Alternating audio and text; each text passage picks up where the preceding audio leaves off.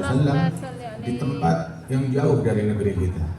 Jauh dari negeri kita, kita berkumpul di sini ditakdirkan oleh Allah Ta'ala untuk memakmurkan buminya Allah dimanapun itu dengan zikir, dengan sholawat, dengan ibadat, dengan sholat, dengan ilmu, dengan dakwah, dengan la ilaha illallah Muhammadur Rasulullah sallallahu alaihi wasallam. Mudah-mudahan majelis ini makin berkah. Amin. Majelis ilham diberikan keberkahan oleh Allah Subhanahu wa taala dan juga para pengurusnya, Bunda Nuris dan juga kepanitiaan semuanya yang hadir tempat ini dan keluarga mereka diberikan keberkahan oleh Allah Subhanahu wa taala. Habib Jamal bin Taha Ba'agil diberikan kesehatan, afiat, dan juga para asatidzah yang datang bersama kita juga, Masya Allah, dan bersama kita juga Haji Abdul Rahim. Dan semua yang hadir Allah Ta'ala berikan berkah insyaAllah. Di dalam hadis Rasulullah bersabda, man zara akhan lahu fillah syayyahu sab'una alif malak. Barang siapa yang berziarah, berkunjung, bersilaturahmi, mengunjungi saudaranya yang dia jalin persaudaraan dengan orang tersebut karena Allah, dia datang karena Allah Ta'ala, mengunjungi bersilaturahmi kepada saudaranya karena Allah, maka dia diantar oleh 70.000 malaikat. Masya Allah. Ini masing-masing dari tempat tinggalnya, dari tempat tempat kerjanya, dari tempat menginapnya, ngumpul sini masing-masing diantar 70.000 malaikat. Alhamdulillah, untuk malaikat nggak makan nggak minum, belum nggak repot kita mau menyajikan makanannya. Nah itu diantar 70.000 malaikat. Terus apa gunanya? Itu Rasulullah bilang kalau dia berkunjungnya di pagi hari, malaikat beristighfar untuk orang tersebut sampai malam. Kalau dia berkunjungnya di malam hari, malaikat beristighfar mendoakan tersebut sampai pagi. Jadi 70.000 dikali setiap individu yang hadir, berapa banyak jumlah mereka? Masya Allah. Mudah-mudahan Allah Subhanahu wa taala jadikan perkumpulan yang membawa rahmat. Membawa rahmat bukan cuma buat diri kita sendiri, buat keluarga kita juga yang di tanah air, ya, buat keluarga kita, kerabat kita, buat masyarakat, buat lingkungan yang ada di Hong Kong ini juga, dan juga buat negeri kita di Indonesia, dan untuk seluruh tempat di Allah yang telah mengumpulkan kita di majelis yang penuh dengan keberkahan. Dan alhamdulillah tadi kita juga sudah mendengarkan, Masya Allah, pidato singkat dari pahlawan devisa, pejuang devisa, Bunda Nuris, yang menginginkan agar insya Allah negeri kita insya Allah menjadi negeri yang lebih baik. Ya kita berdoa dimanapun tempat, kita berdoa. Nabi SAW beliau bersabda bahwa nanti kita di hari kiamat itu hari yang sulit hadirin. Yauma yafirul akhu min akhi, yauma yafirul mar'u min akhi wa ummihi wa abi wa sahibatihi wa bani. Hari itu ketika manusia sudah lari semua dari temannya, lari dari saudaranya, lari dari suami dan istrinya, lari dari segala-galanya karena hari yang menakutkan tersebut.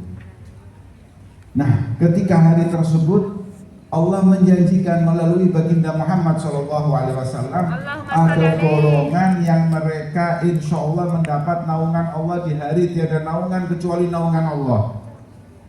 Apa itu? Kanjeng Nabi dawuh, sab'atun fi dhilli arshillah yauma la dhilla illa dhilluh. Ada 7 golongan di mana mereka mendapat naungan Allah di hari tiada naungan kecuali naungan Allah Subhanahu wa taala. Yang pertama, imamun adilun, pemimpin sing adil. Jadi pemimpin itu kalau adil, Masya Allah, masuk surganya cepat.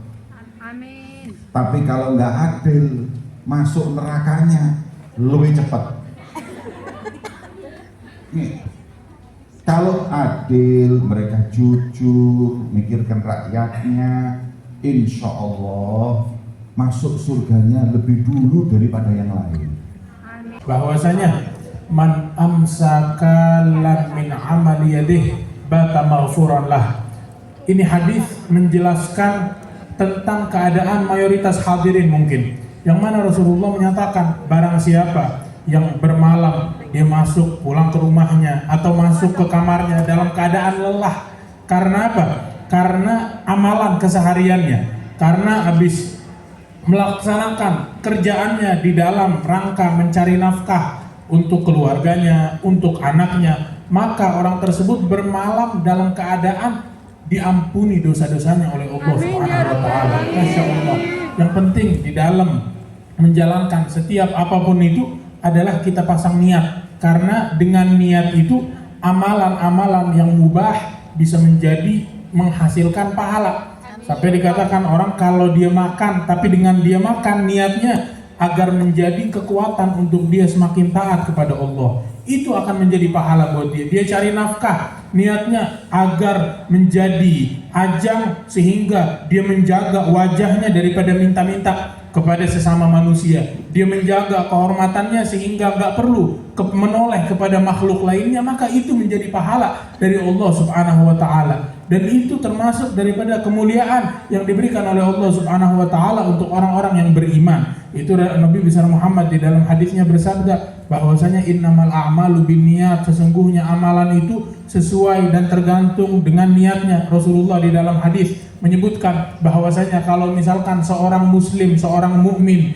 dia memiliki niat untuk melaksanakan sesuatu kebaikan, lalu dia amalkan kebaikan tersebut, maka dia mendapatkan pahala 10 sampai 700 kali lipat.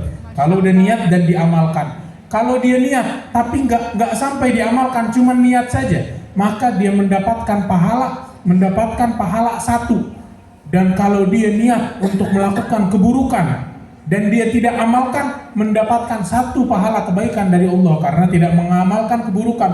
Dan terakhir, kalau dia niat melakukan keburukan dan dia lakukan keburukan itu, maka dia dapat dosanya juga 1. Jadi Masya Allah, dari 4 ini, niat ini, yang 3 memberikan keuntungan. Makanya dari itu kita diajarkan untuk niat, walaupun nggak sampai untuk nggak memiliki kesempatan untuk mengamalkan amalan itu.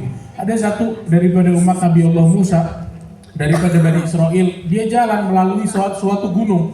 Dan dia melalui suatu kampung yang dilanda dengan kemiskinan. Maka dia bilang, ya Allah, dalam hatinya dia cuma doa atau cuma membayangi saja. Dia ngebayang, coba kalau saya punya emas sebesar gunung ini, niscaya saya bakal bagi-bagi ke seluruh orang-orang kampung itu. Maka dengan niatnya itu, tekad di dalam hati dia jalan.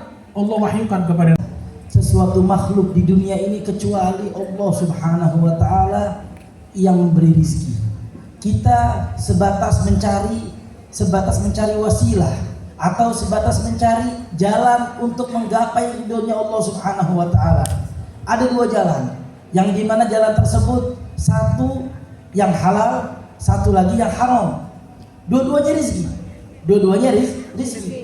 Tapi bedanya kalau seandainya kita mendapat rizki yang halal, itu diberikan keberkahan oleh Allah Subhanahu wa taala. Amin ya rabbal alamin. Diberikan kemanfaatan yang sangat luar biasa. Amin ya Tapi rabbal jalan yang alamin. satu lagi yang kita minta sama Allah Subhanahu wa taala, mudah-mudahan dijauhin dari jalur tersebut, adalah jalur yang haram, yang dimana perbuatan mereka mencari rezeki tapi dengan lewat jalur yang haram. Entah itu mencuri haknya orang lain atau mengerjakan sesuatu yang haram agar mendapat rezeki dari majikannya atau dari orang kerabatnya. Ini jalur tersebut jalur yang dimana terdapat di dalamnya penyakit, di dalamnya murkanya Allah Subhanahu wa taala. Maka dari itu kita minta sama Allah Subhanahu wa taala, mudah-mudahan kita terus berada di dalam jalan yang diridhoi Allah Subhanahu wa taala. Kenapa? Karena Rasul sallallahu alaihi wasallam itu beliau dalam jihad fisabilillah, dalam berjihad kepada Allah Subhanahu wa taala, di jalannya Allah Subhanahu wa taala, bukan cuma sekedar hanya beliau ceramah atau kasih nasihat, tapi juga beliau berbisnis, tapi juga beliau berkarya, tapi juga beliau ngajak teman-teman untuk berkolaborasi. Ayo kita berbisnis, ayo kita berniaga. Untuk apa? Untuk dakwah di jalannya Allah Subhanahu wa taala. Dan yang paling penting, kita di negeri orang, jangan lupa sama yang namanya takwa sama Allah Subhanahu wa taala. Kenapa? Karena mau siapapun itu, dari presiden sampai pembantu, dari orang tinggi sampai orang bawahan, sesungguhnya yang Allah kasih kemudahan untuk mereka siapa? Orang-orang yang bertakwa kepada Allah Subhanahu wa taala. Orang-orang yang bertakwa itu jalannya lancar. Orang-orang yang bertakwa semua urusannya digampangin oleh Allah Subhanahu wa taala. Kenapa? Karena Allah Subhanahu wa taala berfirman, "Wa man yattaqillaha yaj'al lahu makhraja wa yarzuqhu min haitsu la yahtasib." Orang yang bertakwa kepada Allah Subhanahu wa taala ada aja solusinya. Ada aja jalannya. Maka dari itu banyak orang-orang zaman dahulu itu mereka kalau kita lihat dari segi finansial mereka biasa-biasa aja. Tapi kalau dalam segi ketakwaan mereka, wah sangat luar biasa.